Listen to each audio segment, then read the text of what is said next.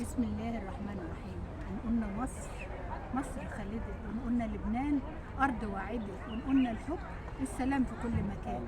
معايا شخصية لبنانية على أرض مصر جاية النهاردة في وسط شعراء مصر تقول كلمة حلوة وناخد منها معلومة عن حب الشعوب المتقارب بين مصر ولبنان، وإن دايما في وحدة بين الشعوب، وحدة بين العرب، وحدة في الحب بتجمعنا كلنا. معانا محمد شعبان. ازاي حضرتك؟ عرفنا عن لبنان وحضرتك موجود في مصر، وايه اللي بتشوفه في مصر ما بتلاقوش في لبنان؟ والله أنا أول شيء اسمي محمد شعبان، لبناني عايش في ألمانيا من 40 سنة.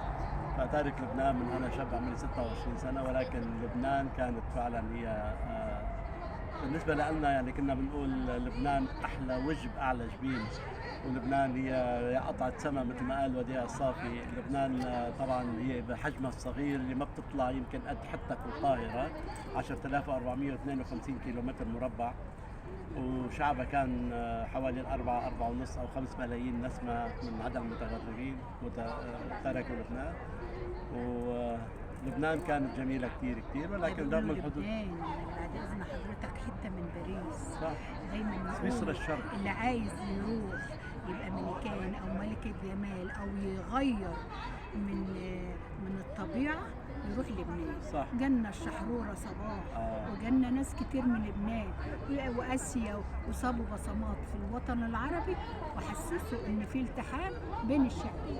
تقول إيه؟ وفعلا في حرية بين الشعبين، وإحنا رايحين على لبنان وهم جايين على مصر على طول. هو أزمانا يمكن بتشوف هذا تعبير خاطئ، مع سوري بهالكلمة، إنه شعبين، نحن شعب واحد، لأنه فعلا شعبين. المقصود إن هنا لبنان بيطلع بالطيارة ومصر بيجي بالطيارة، فنبقى شعبين، يعني دم واحد، شعب واحد، حبنا كثير. يعني يمكن مثل ما هلا قبل شوي ذكرت لبعض الاخوه انه اذا بتشوفي الافلام القديمه كان افلام علاقات الشعب المصري بلبنان، الشعب اللبناني في مصر، كان في وحده رهيبه ومحبه، ولحد الان يعني فالحمد لله وحتفضل ان شاء الله. احنا صنعنا في مصر نجوم المنتجين اللبنانيين صنعوا عندنا صح. تاريخ الفن. آسيا وبنتها وغيرهم جم فعلا واجتذبوا الفنانين وعملوا شغل جميل. حتى توجو مزرحي كان برضو تقريبا من عندكم من لبنان، غير في السينما المصرية. بنقول ان السينما المصرية كانت دايما منارة للوحدة العربية وتجمع الشعوب العربية، كانت مشتركة بين لبنان ومصر، ودايما ولسه ما زال نجوم هنا وهنا، في ازدواجية وفي أخاء وفي ميراث فني على عبر العصور. تقول ايه حضرتك؟ احنا حسينا فعلا ان مصر مهما نقول عنها او لبنان مهما نقول عنهم هم في القلب وفي الدم. 100%. احنا شفنا الحروب الحمد لله، الحرب اللي جايه بعيده عن لبنان لان ما وقفتش مع اسرائيل انما شفنا الامارات وشفنا الكويت وشفنا السعوديه. دايما هي عين الشراره. بنقول يا رب ابعدوا عن وطننا الغالي. كل عين حقوده وحسوده.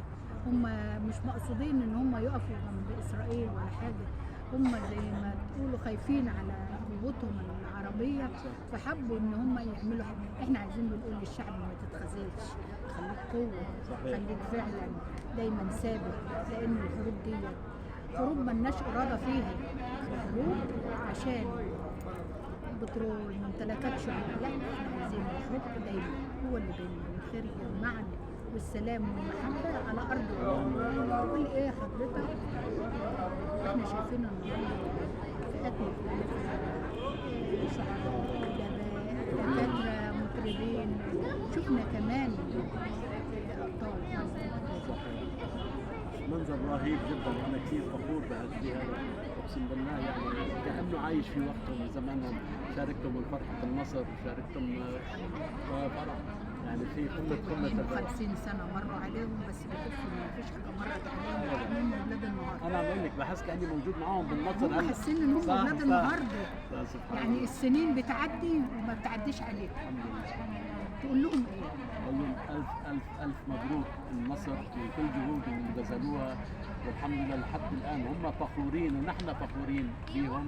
وهم فخورين بالانجاز والاعمال اللي بس هم عملوها. سابوا بصمة مع إسرائيل. اكيد، ما هي بصمة في الوطن طبعاً، العربي. وهذه البصمة- غيروا وجه التاريخ كله، وخلوا كلنا الشعوب العربية ما فيش تخاذل ولا أكيد. خوف خلوا الشعوب العربية رفع راسها، ودايما رفع راسها للأمام، وده اللي احنا بنقوله.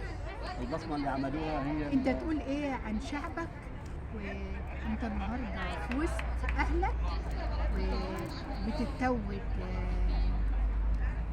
كإنسان عاش بره وعاصر أوروبا وعاصر مصر وعاصر لبنان. والله يعني أنت الوقت متزوج. زرت بلدان كثير يعني من كل البلدان العربية والأوروبية والتركية الحمد لله، ولكن استقريت يعني في خلال سنة صرت جاي 4 مرات على مصر. هذه ما حصلت معي أبدا، يعني أروح كل سنة سنتين على لا الأقل. احنا هنخليه بقى ثابت عندنا ما يمشي. طب نثبتك بقى بإيه؟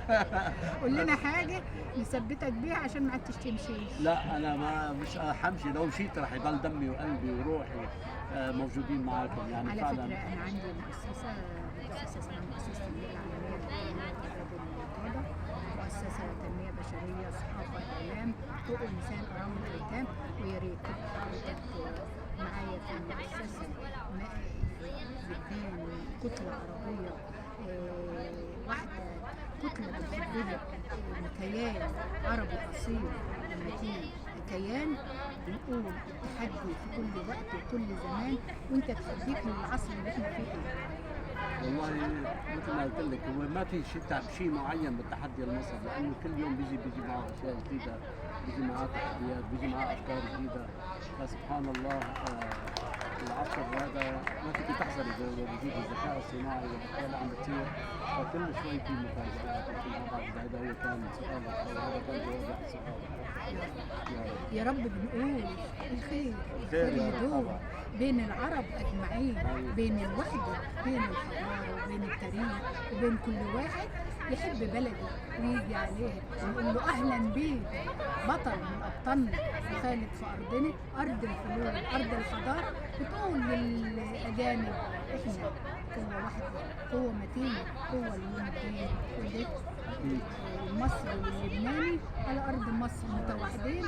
وتحياتي لحضرتك، تحياتي الاستاذ محمد شعبان النموذج الرائع. انت حضرتك فنان؟ والله لا فنان ولا شيء، انا مالكش انسان فيه. بسيط جدا. لا ما بتقبل. احنا قلنا لو هو فنان ولا حاجه يقدم لنا حاجه لمصر، فهو كونه موجود في مصر هو ده التحدي الحقيقي. صح سعدت بحضرتك. الله يخليك.